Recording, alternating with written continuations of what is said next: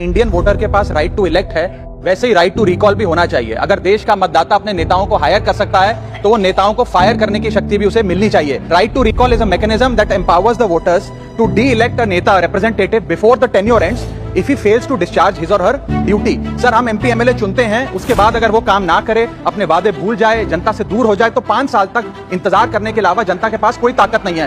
कोई interim provision नहीं, कोई अकाउंटेबिलिटी नहीं, कोई परफॉर्मेंस रिव्यू नहीं, कोई करेक्टिव ऑप्शन नहीं। चुनाव से पहले नेता जनता के पीछे और चुनाव के बाद जनता नेता के पीछे।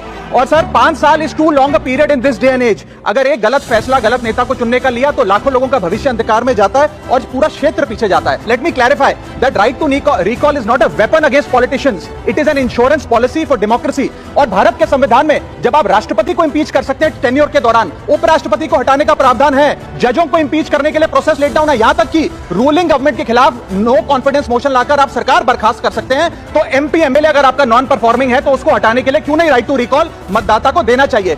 दुनिया की 24 से ज्यादा डेमोक्रेसीज में राइट टू रिकॉल का मैकेनिज्म लागू है, जिसमें यूएस, कनाडा, स्विट्जरलैंड जैसे देश है। मैं आपको उदाहरण देता हूं सर, कैलिफोर्निया में एक गवर्नर क्रिस डेविस नाम के नेता 2002 में चुने गए। उनके कार्यकाल में मैसिव पावर कट हुए, एनर्जी क्राइसिस हुआ, बजट की मिसमैनेजमेंट और गन शूटिंग की वारदातें हुई। उसके चलते 1.3 मिलियन कंस्टिट्यूएंट्स ने एक पिटीशन साइन करके दी कि इन्हें रिकॉल किया जाए। वहां के चुनाव आयोग ने रिकॉल वोट कराया 7 अक्टूबर 2003 को और 55% मतदाताओं ने वोट किया कि इस नेता को बर्खास्त किया जाए। ग्रे डेविस को हटाया गया और आर्नल्ड श्वार्ज़नेगर को वहां पे गवर्नर बनाया गया। सर, मैं बता दूं कि हिंदुस्तान में भी इसका प्रेसिडेंट है। कर्नाटक, मध्य प्रदेश, महाराष्ट्र और राजस्थान में रिकॉल मैकेनिज्म ग्राम पंचायत के स्तर पे लागू है और ग्राम सभा के लोग मतदाता वोट करके उन्हें वापस बुला सकते हैं। सर, लेकिन इसका मिसयूज ना हो इसलिए हमें सेफगार्ड्स भी बनाने पड़ेंगे। एक थ्रेशोल्ड रखना चाहिए कि 35 से 40% मतदाता अगर साइन कर दें तभी राइट टू रिकॉल वोट करवाया जाए।